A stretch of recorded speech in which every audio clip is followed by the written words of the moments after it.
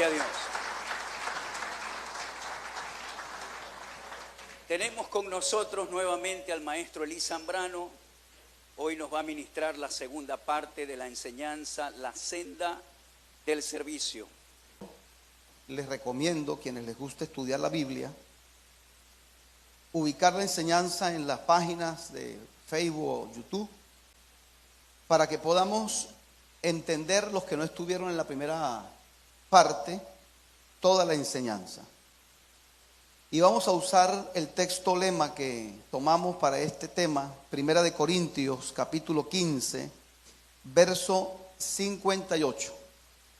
Este tema tiene por título La senda del servicio y va direccionado muy especialmente para quienes desean servirle al Señor.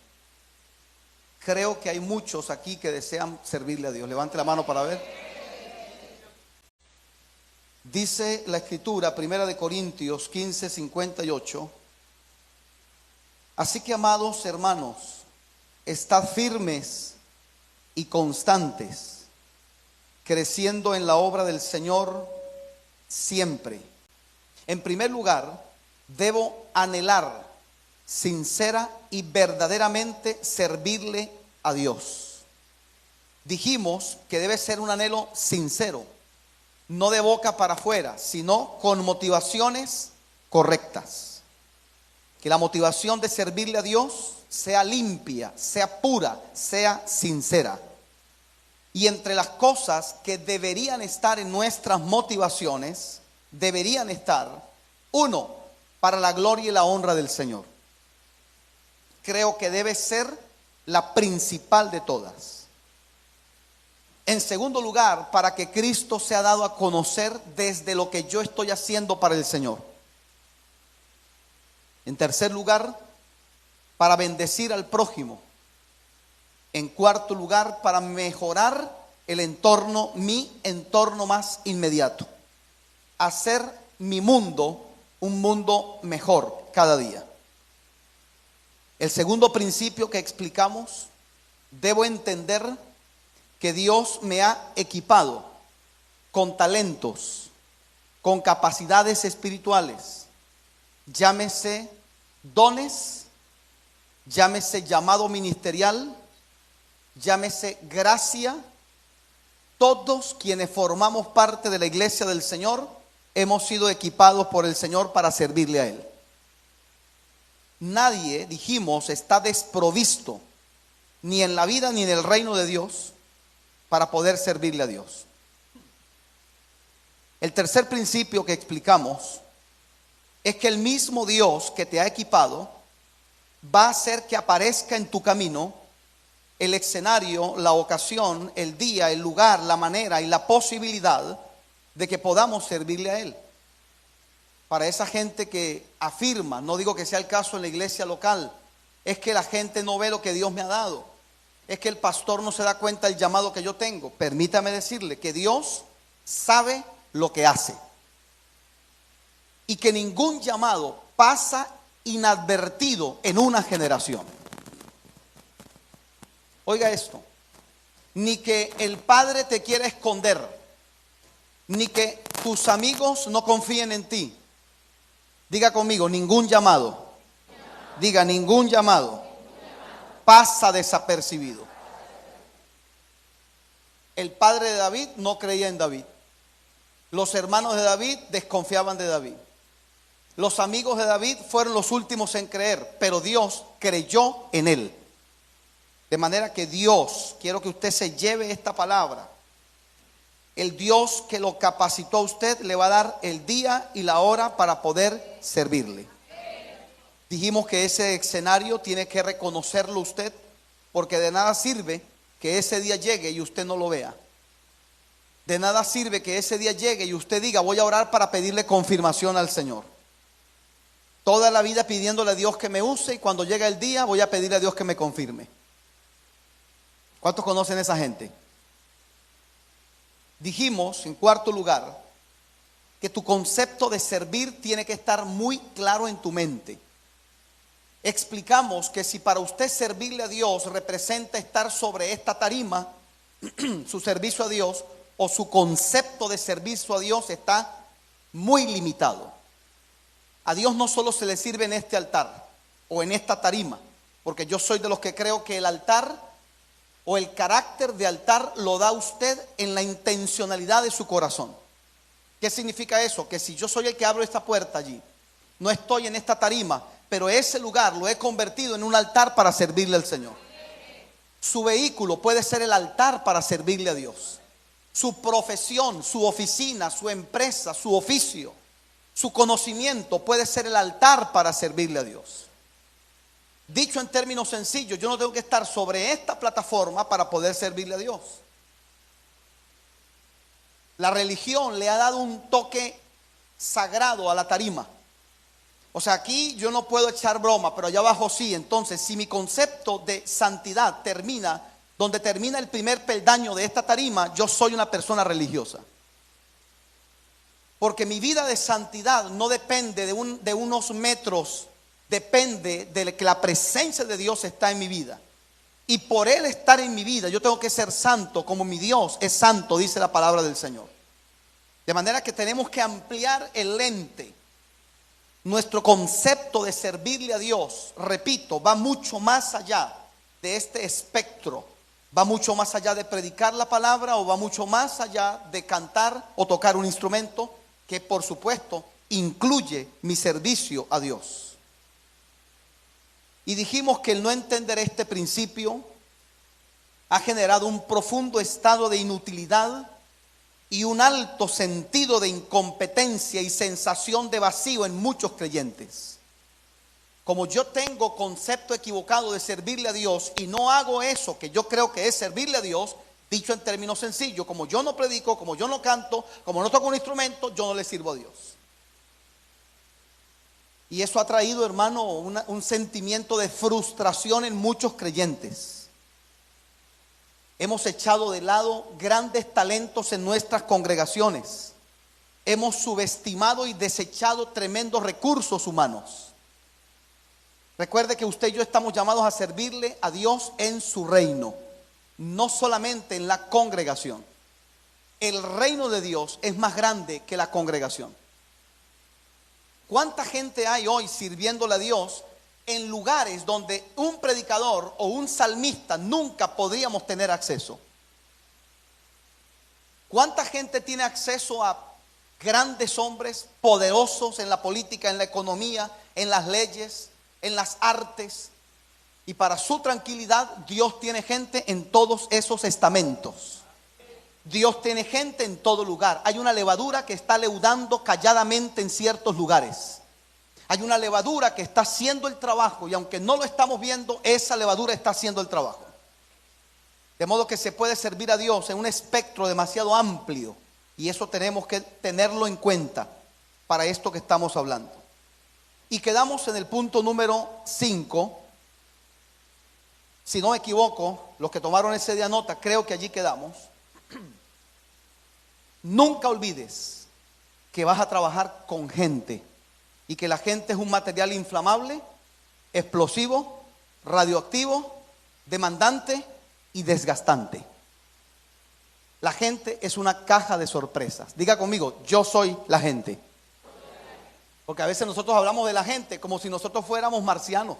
No, usted y yo somos la gente. Mire a alguien, abrazo y dígale bienvenido al planeta Tierra.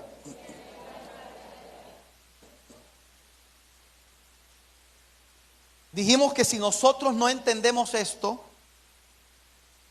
que no vamos a trabajar con ángeles, que vamos a trabajar con personas y para personas, que podemos de ellos recibir grandes psicoterapeutas, consejeros, de llegar a ser la que más duro te traiciona. ¿Alguien ha visto esa experiencia? No digo que usted, pero ¿alguien la ha visto por ahí? Eso es algo que uno no entiende, porque uno entendería la traición, pero ¿cómo me traiciona o me paga mal la persona? Como dice una vieja canción, ¿por qué yo he de pagarle mal al que me ha hecho tanto bien? Uno dice, no entiendo, era casi mi hijo, como hijos. Y la escritura cuenta en esa parábola que fue una experiencia que vivió un profeta, que después de ser amada por Dios, volvió a sus antiguos oficios. Ese es Israel, esa es la gente, esos somos los seres humanos. Con esto le estoy diciendo no que desconfíe, con esto no le estoy diciendo que se llene de recelo y que ande prejuiciado contra todos los seres humanos. Le estoy diciendo que sirva a la gente libre de la gente, que no se haga grandes expectativas, que ellos no te hagan decepcionarte del todo, que aunque ciertas personas hayan hecho cosas que nos hayan sorprendido, también es válido decir que existen buenos amigos, que existe gente agradecida, que existe gente noble en esta tierra y que hay gente quienes han cambiado gracias a Dios y a través de nuestro trabajo, y por ello nosotros seguiremos sirviéndole al Señor y creyendo en la gente.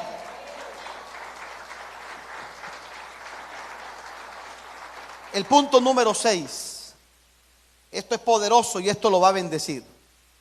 Podrás fluir en tus dones y mis amados, sin formación de carácter, nadie llega lejos en los caminos del Señor. Por eso es que quizá usted conoce casos de gente con tremendo llamado, tremenda capacidad, tremendo don, tremendo talento, tremenda habilidad espiritual, pero con muy poco carácter. Y permítame decirle esta frase que me ha bendecido: el carácter es el cauce de tu caudal. Tu caudal es el potencial que Dios puso en ti. El cauce es el carácter. Y si un río tiene caudal y no tiene cauce, va a hacer estragos por donde pase. Un líder sin carácter formado será tan destructivo como un río con caudal, pero fuera de su cauce. Un ejemplo de esto, Saúl, un hombre que tenía un llamado de Dios, pero no tenía carácter. Otro ejemplo de un hombre con este problema de carácter, Sansón. El hombre que peleaba batallas, pero que sucumbía en su vida privada. Porque permítame decirle que cuando hablamos de carácter, el carácter no te va a servir mucho para tu ejecución en la vida pública, sino para cuando bajes del escenario y estés en tu vida privada. No te va a servir para predicar, cantar o servir en cualquier ámbito de la iglesia. Te va a servir para el día a día, para las altas presiones de la vida, para tomar decisiones acertadas, para manejar enemigos gratuitos, duros de matar y difíciles de olvidar. Es ahí donde vas a necesitar carácter. No para pelear contra los filisteos, sino para administrar y gestionar momentos de vida privada. Hemos conocido gente que no ha tenido carácter, aunque tienen un gran llamado, y han sucumbido. El carácter te lleva más lejos que tus capacidades. De manera que aquí tenemos que construir ese carácter. La gran pregunta es cómo se construye. El carácter tiene que ser moldeado. Y aquí hablamos de quebrantamiento. Aquí hablamos de obediencia, aquí hablamos de formación, aquí hablamos una frase que me ha bendecido en la vida: tienes que buscarte un maestro, un discípulo y un amigo. Del maestro aprendes, al discípulo le enseñas y con el amigo te das la mano para juntos pelear esta batalla. Llorar hombro con hombro, abrazarnos, reír juntos y llorar juntos. Usted necesita amigos en la vida, usted necesita un maestro en la vida. Usted necesita un discípulo a quien dejarle el legado de lo que Dios le ha enseñado. Levante la mano, diga el carácter. Diga, el carácter es la balsa que me va a llevar al otro lado del río. Y permita el Señor que encontremos los elementos para construir ese carácter en nosotros. Y que no rompa. Lo que Dios pone en nosotros no se rompa por falta de carácter. Una frase que escuché hace años también me bendijo mucho: el carácter es la vasija que retiene la unción que Dios ha puesto en tu vida. Carácter es la vasija que retiene la unción que Dios ha puesto en tu vida. Si no hay carácter, la vasija está quebrada, la vasija está rota y todo lo que Dios coloque allí, tristemente, no va a ser retenido por nosotros. Número 6. La formación es determinante para poder ser excelente en este servicio. Permítame decirle, no es suficiente tener un talento. Aquí tenemos músicos. Pregúntele a un músico si cuando él descubrió su vena musical, él agarró un instrumento y lo ejecutó de primer momento. ¿Sabe qué me sorprende? He conocido un par de músicos que tienen 2 Grammy en la repisa de su casa. Y si tienen 2 Grammy, algo deben saber. ¿Sabe qué me dice uno de ellos? Nosotros nunca dejamos de entrenar. Eso me sorprende. Es un campo muy amplio. Yo le digo, pero yo no entiendo. Bueno, en mi ignorancia yo le digo, si yo sé que hay tantas notas musicales, que de ahí que más se puede aprender. Ahora se está descubriendo que entre nota y nota hay otras notas. Imagínate, cuando yo escuché eso, yo toqué batería cuando era niño y tocaba por fe mayor. Ahora cuando yo escucho que hay notas entre notas, bueno, ¿qué te puedo decir? Lo que le quiero decir con esto es que tener un llamado no te habilita para ejercerlo. Tener un don no es licencia para operarlo. No es suficiente poseerlo. El entrenamiento será muy útil más adelante. Esto de entrenamiento incluye consejos de los que saben más que nosotros. Búsqueda constante de Dios, conocimiento, sabiduría para aplicar ese conocimiento. Todos estos ingredientes van a garantizar que tú seas de bendición y de alto impacto en lo que Dios te ha entregado. Oiga esto, puedes tener el potencial que Dios te dio, pero la formación, el entrenamiento de una persona en relación a otra es lo que va a marcar la diferencia. En algún momento le hicieron una pregunta a Usain Bolt, campeón, creo que olímpico, muchas medallas de, creo que carrera de velocidad, si no me equivoco. Y le preguntan esto: ¿qué diferencia hay entre atletas extraordinarios y atletas ordinarios?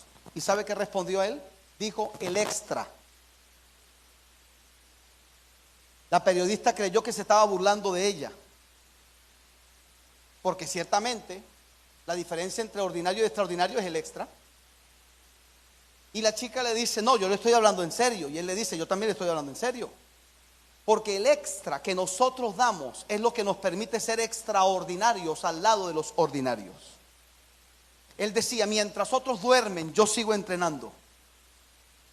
Mientras otras personas se confían porque tienen una medalla colgada en su repisa, yo no veo las medallas que he obtenido, sino las que puedo obtener. La diferencia entre uno que le sirve a Dios, que lo hace bien, y uno que no lo hace muy bien, es el extra. De manera que el entrenamiento, el consejo, la práctica aquí es muy importante. Mejoramiento continuo. Renovarnos en nuestro conocimiento y en el área que nosotros nos movemos. Actualizarnos.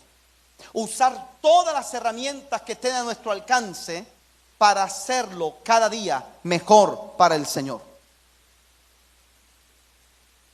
El punto 8, esto es muy importante. Quiero que por favor usted repita conmigo esta frase que para mí ha sido de bendición. Diga conmigo: mi función, diga, no determina valor o importancia. Dígalo otra vez, trate de entender lo que está diciendo. Diga: mi función no determina valor ni importancia. ¿Qué quiero decir con esto? En términos sencillos, lo que usted haga dentro de una congregación no es lo que determina cuánto usted vale o importa en esa congregación. hemos heredado de la religión popular de donde venimos históricamente un concepto que creó Constantino en el siglo III. El concepto de clero y laico. El clero, los que servían entre comillas, y en los laicos, pues los que oían y eran el público de aquellos que servían.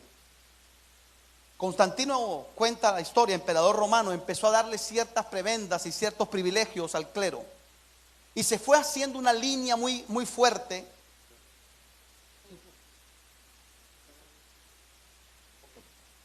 Se fue creando una brecha, una línea muy grande entre el clero y los laicos.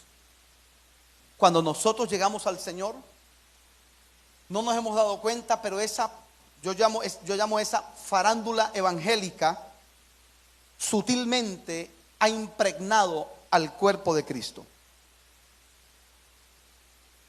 ¿Están aquí todavía?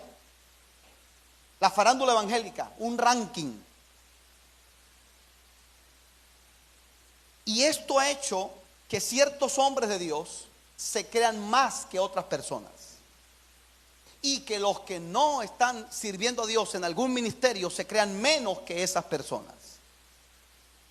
Permítame decirle que su función no determina su valor en el cuerpo de Cristo. El apóstol Pablo presenta en Corintios 12 dos situaciones alegóricas. El apóstol Pablo coloca el cuerpo como la iglesia del Señor y Cristo como la cabeza. Y él presenta un diálogo imaginario entre partes del cuerpo y presenta dos situaciones. La primera, quien se cree más que otros miembros del cuerpo por ser quien es, el ojo que humilla la boca porque la boca no es ojo, por ejemplo. La mano que humilla al pie diciéndole como tú no eres mano, tú no eres nadie. ¿Qué está diciendo Pablo? Ya había ese fenómeno. Recuerde que Corintios era una iglesia inmadura. Y en esa iglesia parecía que había desprecio a ciertas personas dependiendo de los dones que ellos tenían o no tenían. Y el primer cuadro que presenta es quien humilla a otro porque tú no haces lo que yo hago. El segundo cuadro que presenta es como yo no soy lo que tú eres, yo no valgo nada. En el primero yo desprecio a la persona, en el segundo yo me menosprecio a mí mismo. Estoy aquí para decirle que si usted es parte del cuerpo de Cristo, usted tiene un valor innato en el Señor. Que todos aquí tenemos la misma importancia, el mismo valor delante de Dios. Y que la sangre derramada por mí y para usted fue la misma sangre en la cruz del Calvario. Todos somos parte de la iglesia del Señor.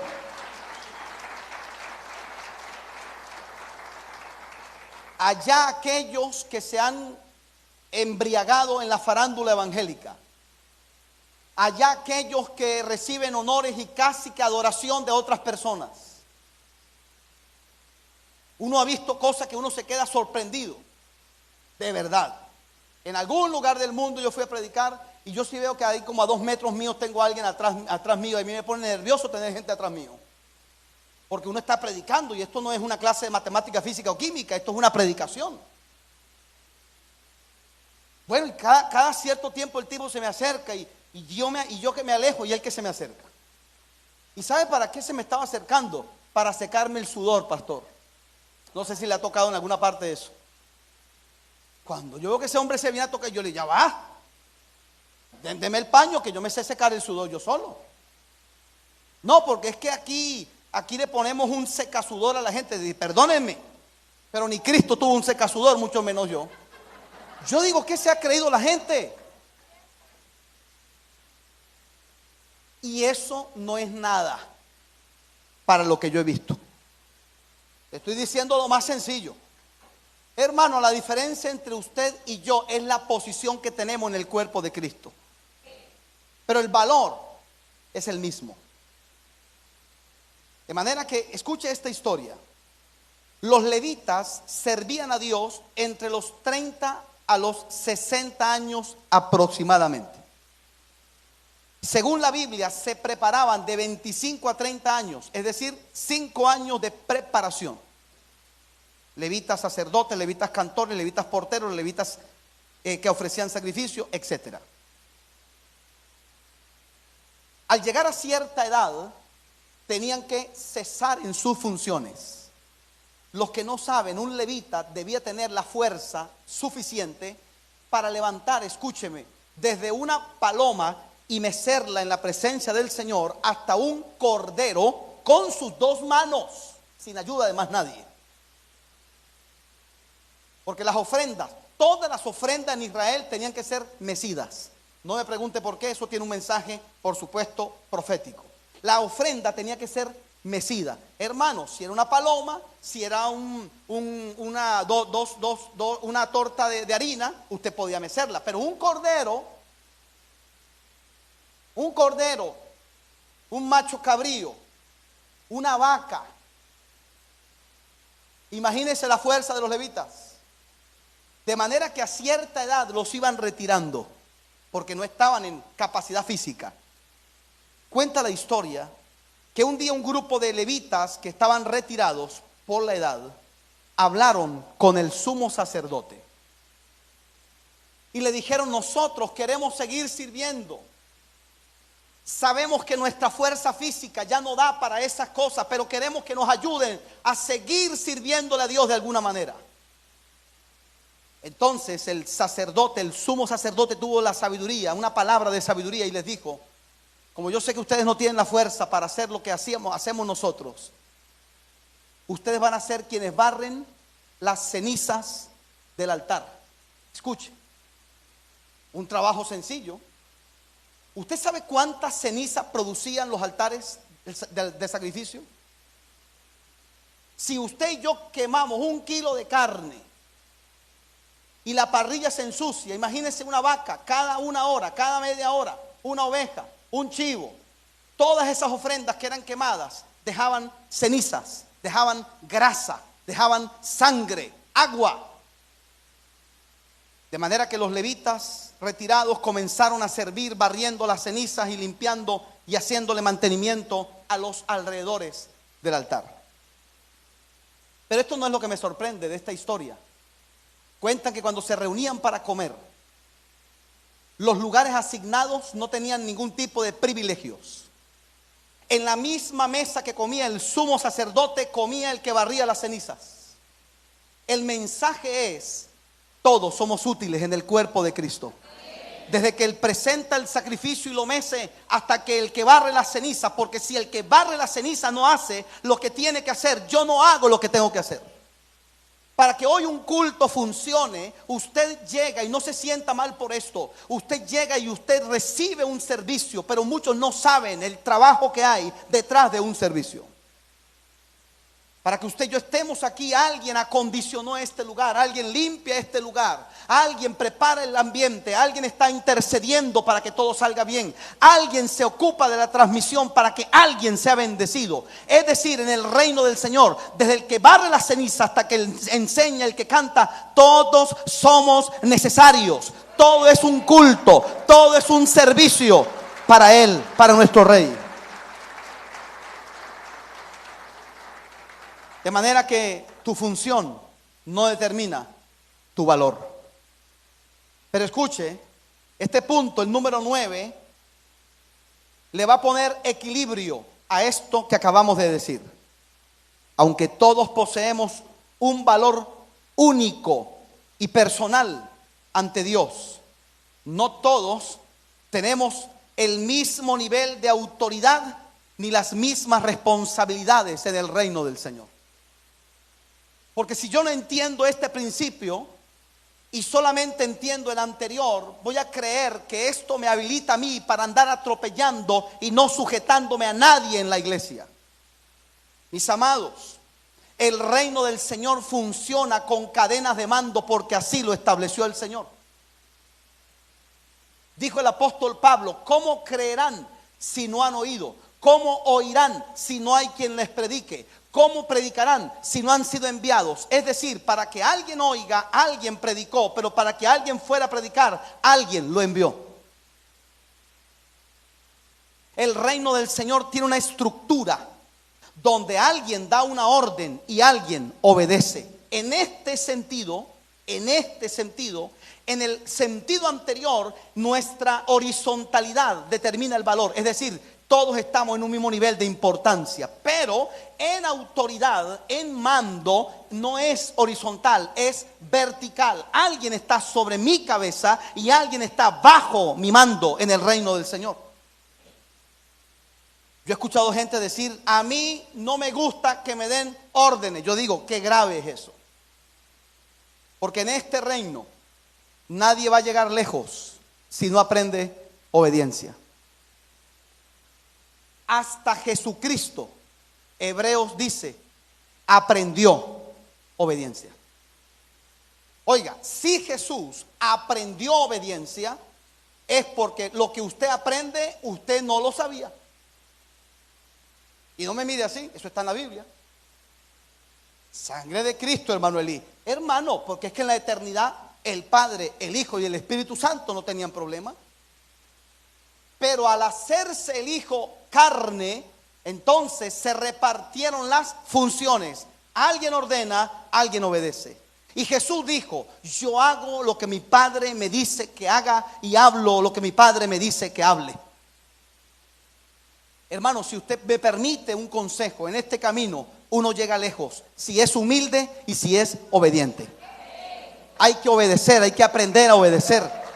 Y por supuesto, quienes tenemos autoridad delegada, también debemos entender que hay que saber aplicar esa autoridad. Aprendo a obedecer, pero si soy el que doy la orden, aprendo a manejar autoridad. Hay gente que tiene serios problemas de autoestima. ¿Sabe qué es terrible? Una persona con problemas de autoestima que le dan poder. Una persona con falta de reconocimiento que recibe una autoridad. Una persona con sed de aprobación. Todo el tiempo está buscando ser aprobado por los demás. Y el día que le den autoridad, Dios tenga misericordia. Aquí obedecemos para poder ejercer autoridad. Alguien está arriba mío, alguien está bajo mis órdenes. ¿Cuántos me están escuchando? El punto número 10. Puedo aspirar, escalar, subir en el reino de Dios. Permítame decirle que eso es absolutamente válido. Porque si no, la Biblia no dijera que crezcamos en la obra de Dios. El asunto es que yo puedo aspirar, crecer, pero no movido por bajas pasiones. No movido por carencias, egos heridos, falta de quebrantamiento, falta de principios, quebrantando las leyes en el reino de Dios o dañando gente a mi paso para escalar en el reino de Dios. ¿Está escuchando eso? Claro que podemos aspirar a avanzar en el Señor, pero ¿qué es lo que nos mueve a eso? Si lo que me está moviendo es recibir un título, porque parece que algunos con un título se sienten más personas de lo que eran antes, hermano, estamos muy mal.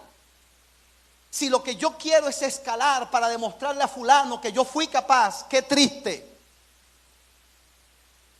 En algún lugar alguien me contó que llegó el Señor los primeros días y estando allí él miraba todo y él dijo en su corazón: allá quiero estar yo.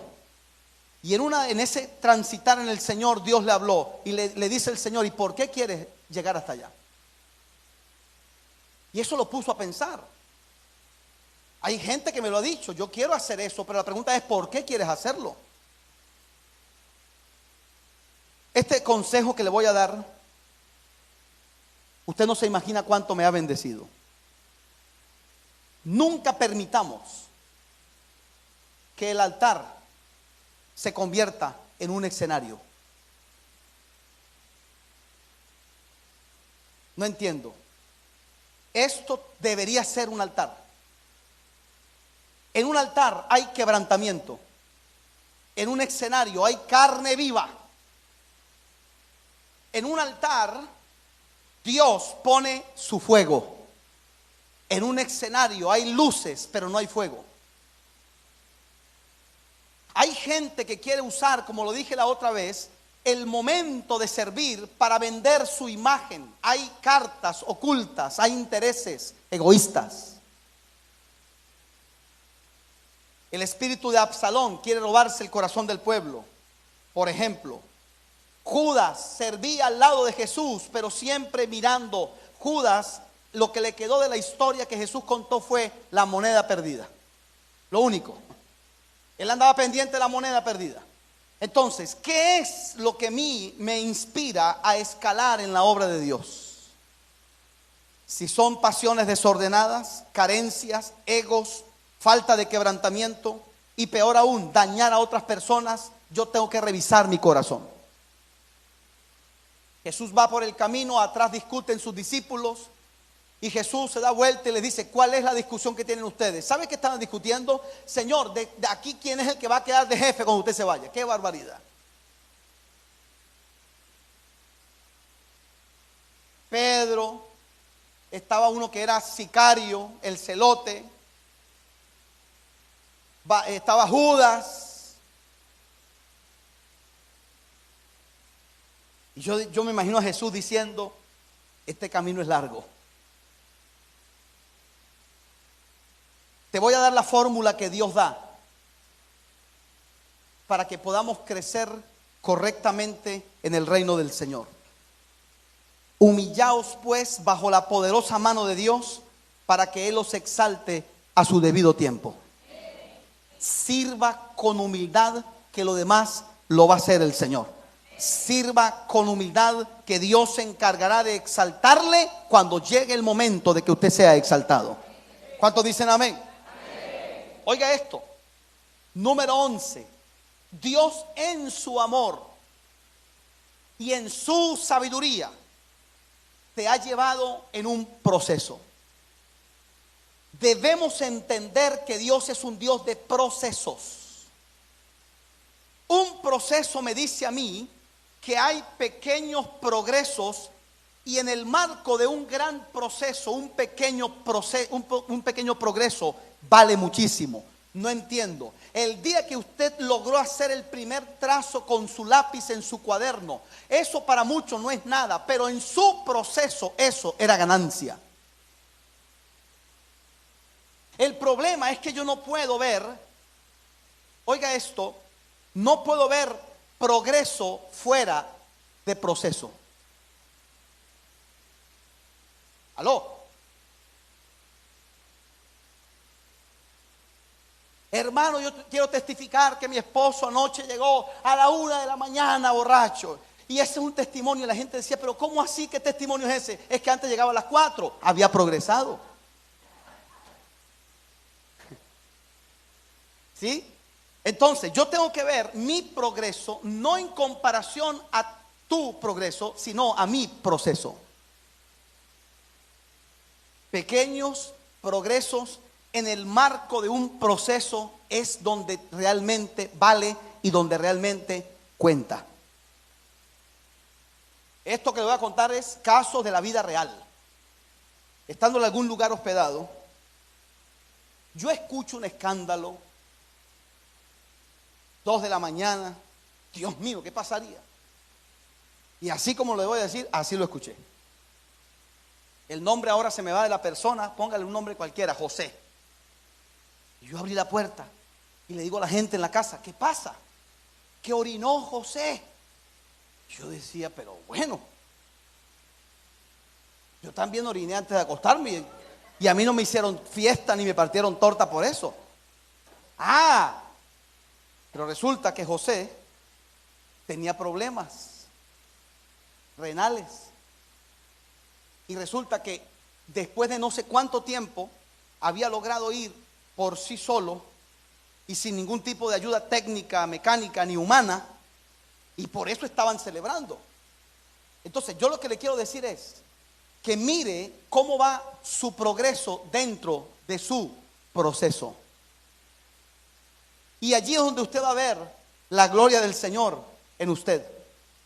No se compare con otras personas, Porque compararnos nos va a dejar siempre en ventaja o en desventaja, porque usted no es ni la mejor ni la peor persona de esta tierra. Pero cuando usted ubica su progreso dentro de su proceso, no el de los demás, no deje que otro lo compare con su proceso. Viva su proceso, crezca en su proceso a la altura de Cristo Jesús. Y cada uno llevará sus avances a su propio ritmo. Cada uno crece a la velocidad que Dios le permite y su metabolismo le ayuda a crecer. Esto es un proceso. Valore el tiempo de dedicación en lo que usted hace, independientemente de lo que sea. En lo poco o en lo mucho, este camino es un camino largo. Oiga, hay dos textos, y yo lo digo así, que son primos hermanos, que la gente cree que es el mismo texto, pero son muy parecidos, no son el mismo texto. El primero dice: si son fieles en las cosas pequeñas, serán fieles en las cosas grandes. Lucas 16:10. Pero si son deshonestos en las cosas pequeñas, no actuarán con honestidad en grandes responsabilidades. Ese es el primer texto. Ahora mire el segundo, que es primo hermano de este. Bien hecho, buen siervo y digno de confianza. Fuiste fiel en lo poco, te pondré a cargo de mucho.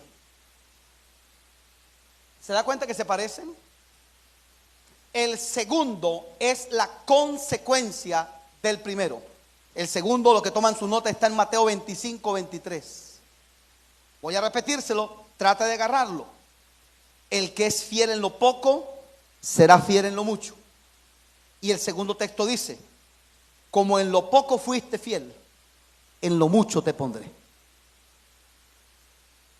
Hermano, ¿qué hemos hecho? Te voy a llevar a lo mínimo, a lo mínimo. Señor, te quiero servir. Y lo primero que Dios pregunta: ¿cómo está tu habitación? No mira a nadie, por favor.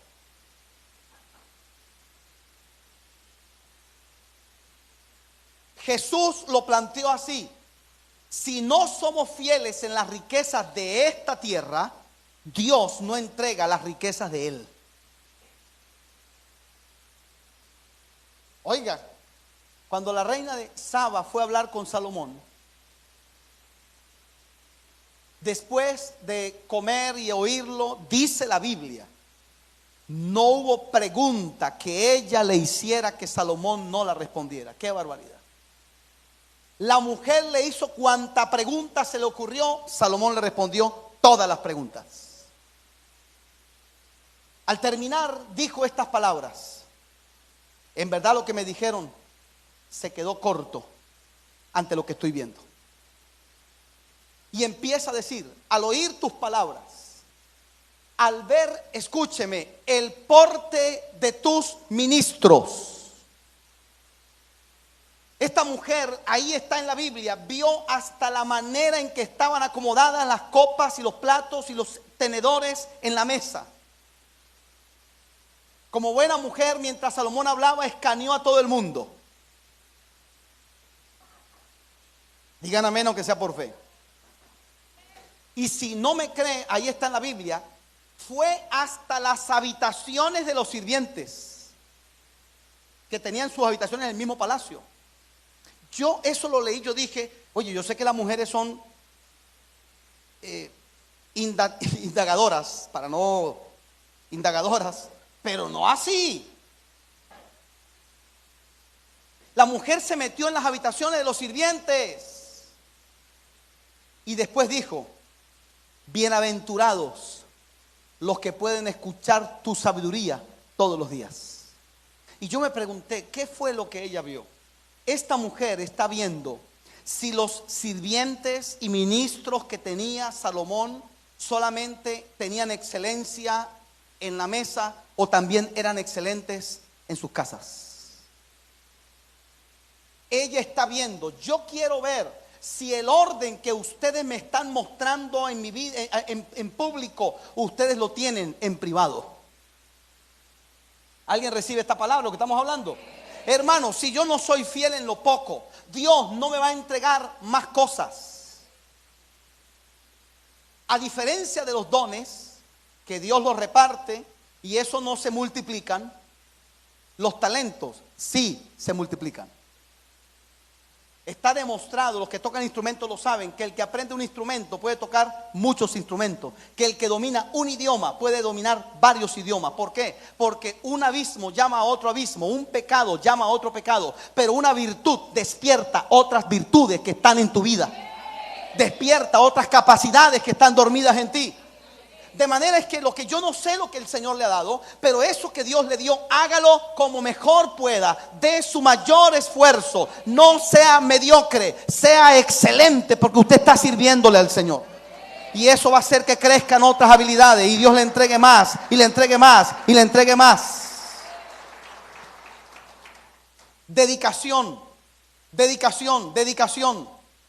La altura que deseo alcanzar en el reino de Dios y en la vida dice las bases que debo tener para mi estructura. El tiempo de preparación generalmente supera al tiempo de la ejecución. Por eso una comida que tarda 2 horas en hacer la señora, el Señor se la come en 2 minutos. ¿Cuántos conocen esa historia?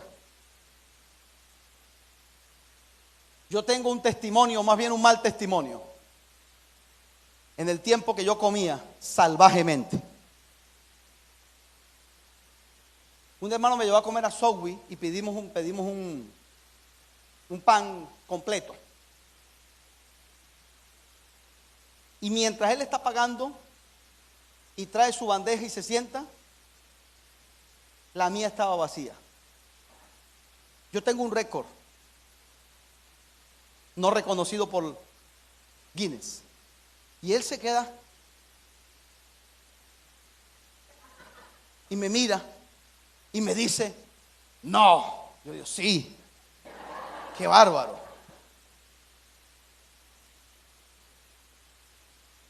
El tiempo de la preparación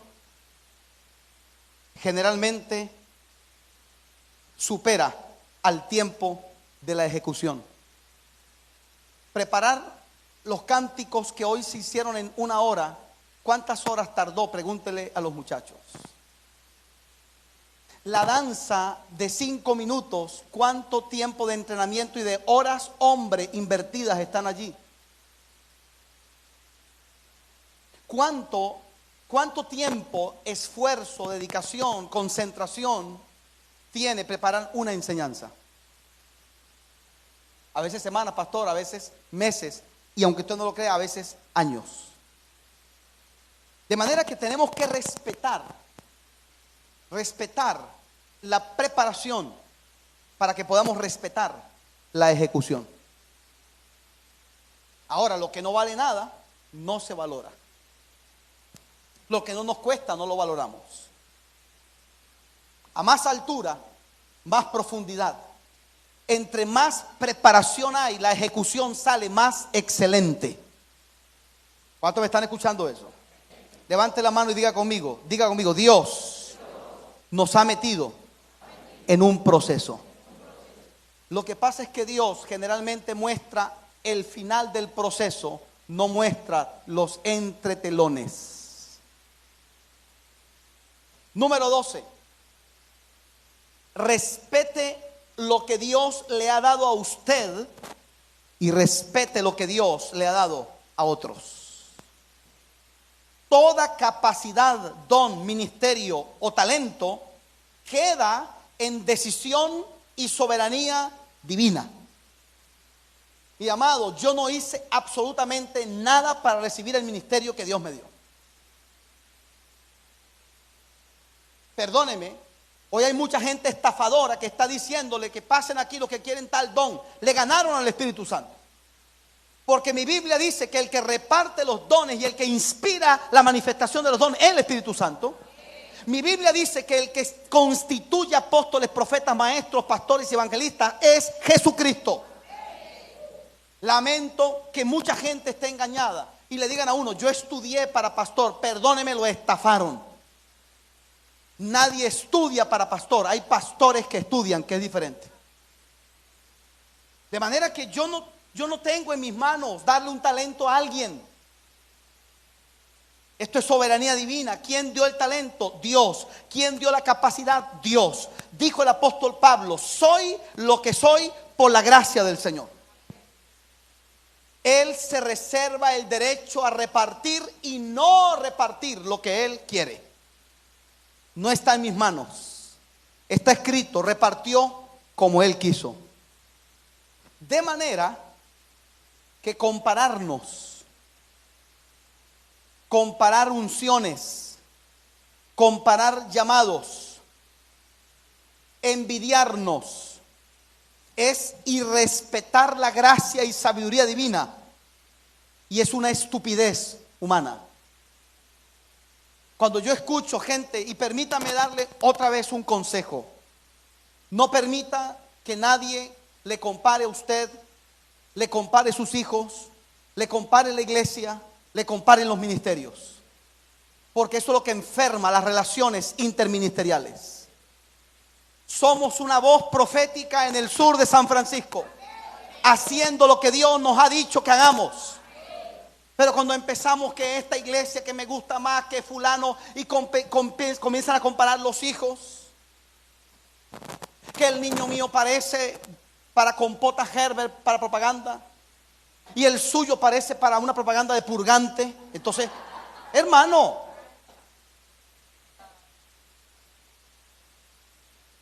¿cuántos están conmigo aquí todavía? Que nadie nos esté comparando, hermano. Como dice un amigo: no soy la última gota de la última Coca-Cola del último desierto, pero calmo la sed. No comparemos, ni permitamos que nos comparen. No envidies lo que otro tiene. Dios le entregó a él ese don, ese llamado. Eso, pregúntaselo a Dios. Y permítame cerrar dándole 4 consejos. 1, ejercítese para la piedad. La palabra que usa el apóstol para ejercítate para la piedad es la misma palabra que se usa en nuestras lenguas latinas para gimnasio. La misma palabra que se usa para ejercítate para la piedad es la misma que se usa para gimnasio. ¿Qué está diciendo Pablo? Que esto usted tiene que dedicarse. Que un don sea irrevocable no indica que ese don se va a mantener encendido. Se lo voy a repetir porque mucha gente se agarra de ese texto que está en Romanos 11. Bueno, los dones son irrevocables, varón. Yo tengo 20 años apartado, ahí está el don. Correcto, pero ¿cómo está? ¿Está encendido o está apagado? No te confíes en que un don sea irrevocable, porque lo que lo mantiene encendido es el ejercicio de ese don. Y por eso Pablo le dice a Timoteo: aviva la llama del fuego del don que está en ti. Manténla encendida. El ejercicio de una función espiritual hace que ella se potencie y se perfeccione en el camino. Cuando yo comencé el ministerio, Dios es mi testigo, mi predicación, la primera predicación, menos mal que no habían redes ni métodos de grabación, por lo menos en ese momento. Mi predicación duró 5 minutos. No sé cuánto la del pastor. Y me bajé y el pastor vio el reloj. Me entregó a las 8. El pastor fue al baño, tomó agua, se sentó. Y cuando, bueno hermano, hasta aquí me trajo el río. Y el pastor se quedó y le tocó al pastor, bueno, como todo pastor, salvó la patria. ¿Sabe cuál fue el tema que yo prediqué? No se me olvida, ¿cómo se me olvida? La maldad se ha multiplicado. Ese fue el tema. Entonces el tema era que en la década tal hubo tantos homicidios, en la década esta tanto, y comencé tantos terremotos, tanto y todo. Eso fue pura comparación, pura comparación. A lo último dije: señores, definitivamente la maldad se ha multiplicado. Y entregué el micrófono. Ahora fíjate, toda función espiritual hace que ella se potencie y se perfeccione en el camino. eso hace que la función espiritual o incluso el talento mejore, madure con el uso, no solamente con el tiempo. Escuche, la función espiritual crece y madura no solo con el tiempo, sino con el uso en medio del tiempo. No es que tengas tantos años con ese talento, es cuántos años tienes ejercitándolo. Y no le digo esto con otro espíritu distinto al que me ocupa en esta mañana. Hoy, para un predicador, en mi caso, a mí 1 hora de predicación me es casi insuficiente. Y pensar que la primera vez 5 minutos me parecieron una eternidad. Pero en este camino, si nos disponemos, crecemos delante del Señor. Segundo consejo: mantenga siempre presente en su pensamiento que es un honor ser escogido de entre los escogidos. Es un honor servirle a Dios. Como le digo, no hicimos nada para eso. Pero si usted tiene un talento, mire, considérese privilegiado de Dios. Si tiene una unción en cualquier área, considérelo un honor. ¿Sabía usted que los levitas eran escogidos de entre los escogidos? Porque de las 12 tribus, ellos fueron elegidos para servirle exclusivamente a Dios. Pero ¿sabía usted que después esos levitas fueron distribuidos en 24 clases, de las cuales se sorteaban para servir una vez cada 24 meses? Escuche, una vez cada 24 meses. Pero no era que salía la familia González, no. La familia González tenía 20,000 integrantes y había que escoger un segundo sorteo a ver cuál casa de la familia González iba a servir en un mes. Yo le pregunto, piense, ¿cómo cree usted que servía esa familia cuando le tocaba? ¿Cómo cree usted que lo hacían? Hermano, podía ser la única vez en la vida. Nunca perdamos de vista que es un honor servirle a Dios. Sobre todo, la ejecución permanente de una función nos puede hacer perder de vista que es un privilegio. Es decir, como nosotros lo hacemos, yo predico muchas veces en el año. Los que sirven aquí quizá lo hacen mucho tiempo, pero tienes que hacerlo con la conciencia de que es un privilegio. Porque si caemos en el automatismo, si caemos en lo mecánico, en lo frívolo, entonces dejamos de verlo como una función espiritual y empezamos a menospreciar lo que nosotros hacemos. Dios me ha enseñado a respetar los públicos. Así sean 1,000 personas, así sean 100 personas, así sean 3 personas. La escuela Benaía nació por una persona que me pidió ayuda para enseñarle a leer, a estudiar la Biblia. Una persona en Ojeda, y nos íbamos 2 veces por semana. No tenía vehículo, me iba, tomaba el carro en el puente, me iba hasta la entrada de Ojeda, él me buscaba, estudiábamos 2 horas, 2 veces por semana, entre 2 y 6 de la tarde. Nunca desprecies a los públicos. Nunca desprecies a la gente por el número, mucho o poco que sean. Y este hermano tenía dificultades para escribir. Bueno, casi analfabeta, me dijo él. Y yo le dictaba, hermano, y yo veía que ese hombre se le entumecía la mano escribiendo. Y a mí, yo dije, a este hombre, aquí me va a salir una hernia a mí de mirar a este hombre, hermano. Y yo le decía, copie. Ay, Dios mío. Me va a dar algo. Yo le dije, mira, vamos a hacer algo. Yo voy a hacer una guía para usted y una guía para mí. Para no terminar herniados aquí. Gracias a esa situación, en menos de 1 año, Dios nos permitió producir más de 30 temas en guías. Y esas guías se convirtieron en la base para lo que fue después la escuela Benaía. Es decir, cuando uno aprende a respetar la gente, cuando uno aprende a respetar las oportunidades que Dios da, No caiga, hermano, en el orgullo. Y a mí, que soy fulano, yo he visto, escúcheme, empresarios cuidando vehículos en las iglesias. Conocí a un empresario que me tuve que acercarme, le dije, hermano, tengo que felicitarte. Un hombre de lo más rico de su ciudad. Ahí estaba cuidando vehículos. Yo dije, te tengo que felicitar. Porque has quebrado tu orgullo. Has demostrado que tienes humildad. Has demostrado madurez. Pero hay gente que yo no sé qué es lo que está esperando. Es un honor servirle a Dios. Esto tienes que creerlo, sentirlo, asumirlo, recordarlo y demostrarlo permanentemente. En la práctica voy a demostrar que me siento honrado. Nunca subestimes el servirle a Dios. Oiga esto, la forma en que tú trabajas en la obra del Señor dice y revela lo que piensas de ella. La forma en que usted se prepara antes de salir de su casa para venir a servirle al Señor dice lo que eso significa para usted. ¿Para cuánto ese es un honor poder servirle a Dios? Levante su mano para ver. Tu preparación, tu pasión, tu constancia reflejan cuánto esto vale o no para ti.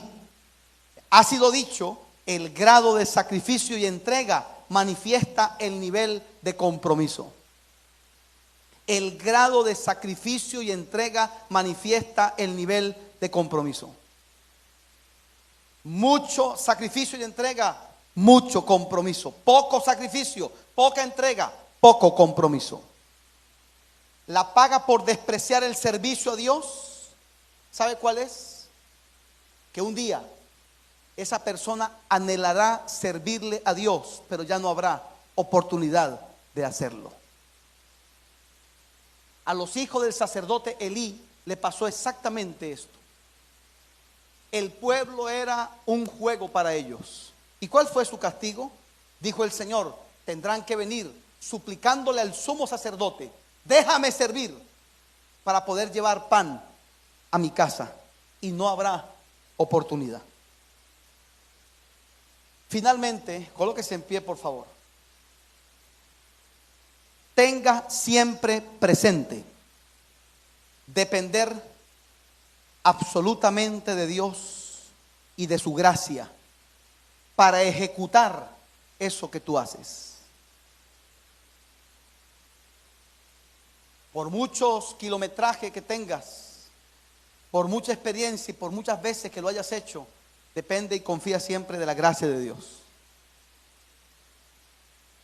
Si nos colocamos en sus manos, Él hará algo grande y poderoso con nosotros. Nunca te fíes en tu propia opinión. No confíes en tu experiencia o en tu conocimiento. Que el tiempo no te haga caer en exceso de confianza. No digas como Sansón, iré otra vez, como siempre lo he hecho, mas no sabía, dice la Biblia, Sansón, que el Espíritu de Dios se había alejado de él. Uno de mis padres en el Señor me enseñó, Elí, procura, cuando subas al altar, que el Señor suba contigo. Pero cuando Él se baje, baja tú también.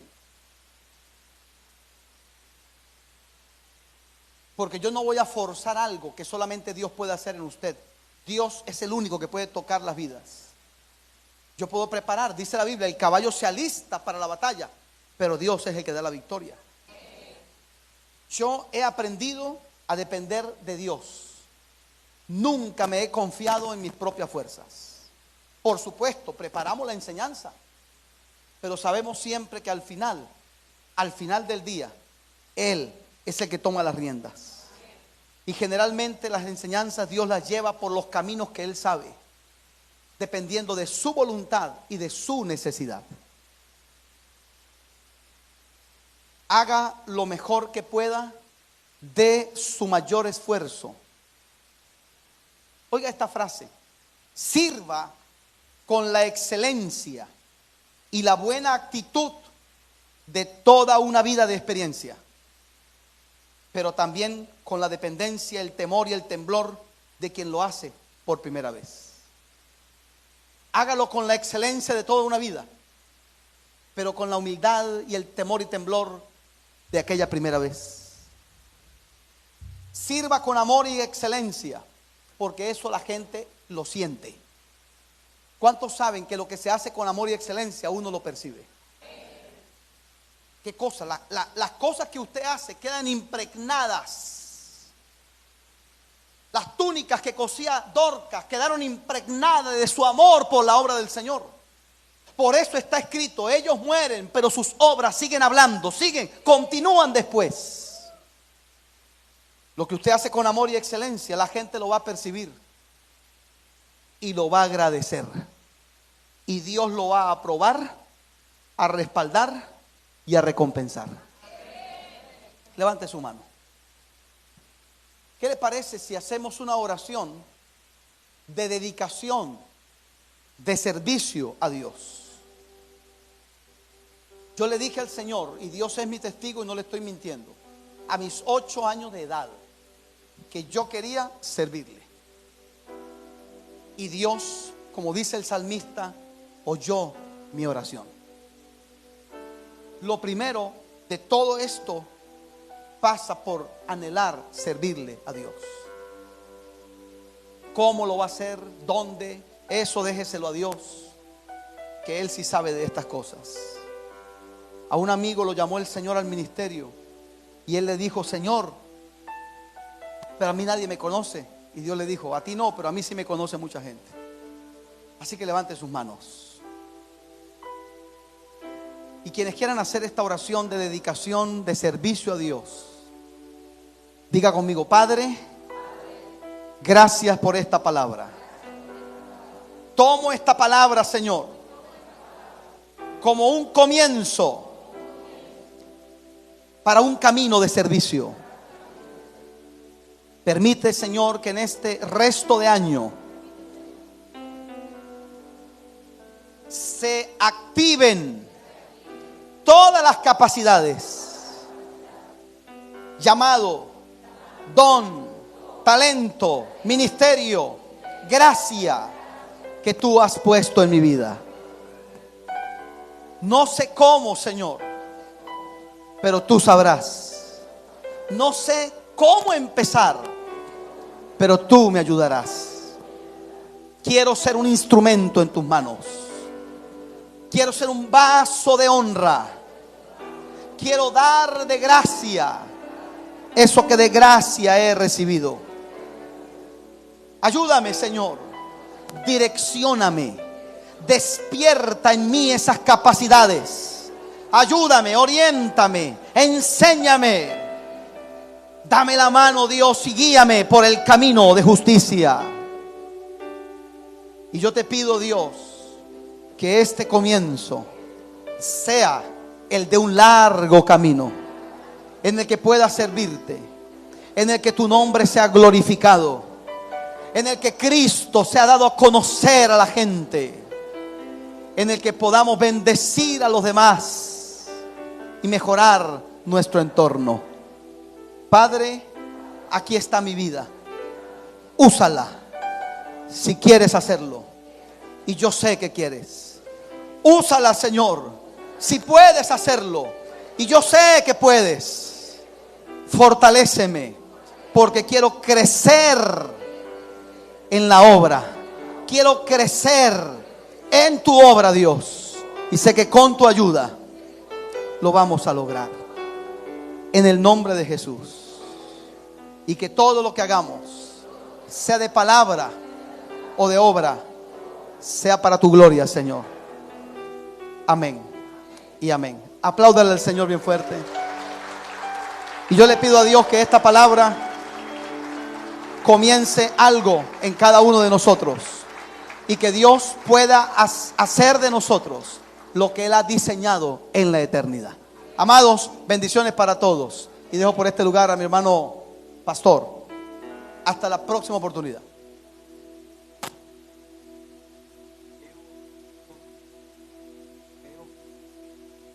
Sí, creo que coincidimos, maestro, en la edad cuando comenzamos a ministrar. Yo tenía 15 años, tú también, 15. Y el mensaje, mi primer mensaje duró más, un poco más de una hora, pero cuando terminé tenía todo el cable enredado y tuvo que venir alguien a darme vuelta. Sí, pero un día vamos a hacer un conversatorio para ayudar a aquellos que están empezando en el ministerio. Pero una de las cosas que quería decir era que mi pastor me decía: Jarvis, todavía tú no eres un ministro, estás en el proceso. Tienes que dejarte entrenar, aprender sumisión, aprender obediencia, aprender servicio. Y gracias a Dios por esos mentores que Dios puso a nuestro lado. Y bueno, esperamos que con estas enseñanzas el Señor pueda ser un mentor para ustedes también. Y no apresurarnos, sino estar contentos en el lugar que Dios nos ha colocado. Personas que tengan entendimiento, que aunque en ese día les tocó supervisar el baño, supervisar el estacionamiento o cualquier puesto, todo es para el servicio a Dios. Todo es para la gloria de Dios. Yo quiero que extienda su mano al maestro, por favor. Como dijo él, esta no es una plataforma de sensacionalismo, este es un altar. Y para los hombres que hemos decidido servirle a Dios, eso no quiere decir que no tenemos nuestra humanidad presente. Eso no quiere decir que no tenemos que saltar obstáculos que se presentan diariamente. Al contrario, somos humanos, pero que hemos decidido servir al Señor y que necesitamos su gracia, necesitamos su protección, necesitamos su provisión. No es llegar a dar una charla, una conferencia, es venir a sembrar la semilla de la palabra de Dios. Y eso toma muchos elementos, mucho sacrificio, poner los planes de Dios en primer lugar y dejar los nuestros como segundo plano.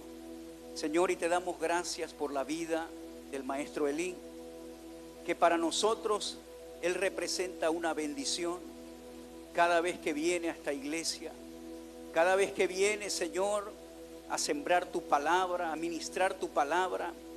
Nos bendice, Señor, el conocimiento que tú has impartido y que has sembrado en su corazón a través de todos estos años. Señor, multiplícale al 100 por 1. Multiplícale todo lo que él hace, Señor. Sabiduría, entendimiento. Que el fruto del Espíritu, Señor, esté en su corazón en cada ocasión que se presente. Multiplicación de salud, multiplicación de fuerza, de energía de Dios, multiplicación de conocimiento espiritual en Cristo, multiplicación de sabiduría, multiplicación de paz, multiplicación de provisión financiera, multiplicación, Señor, de los deseos que están en su corazón. Y Señor, él junto a su familia cumplirán el propósito por el cual tú lo llamaste en su generación, en esta generación. Y nosotros somos parte de ese propósito, Señor. En esta mañana, LNS, oh Dios, pronuncia una bendición sobre su vida. Te doy gracias, Padre, porque todos los días de su vida, Él estará abrazado a ti, Señor, caminando contigo y en el mismo centro de tu voluntad. Gracias, Señor, que en este 2024 Él pueda ver tu bendición financiera como nunca antes, Señor. Aleluya, aleluya y aleluya. Gracias te damos por su vida en el hermoso nombre de Jesús. Amén y amén. Amén.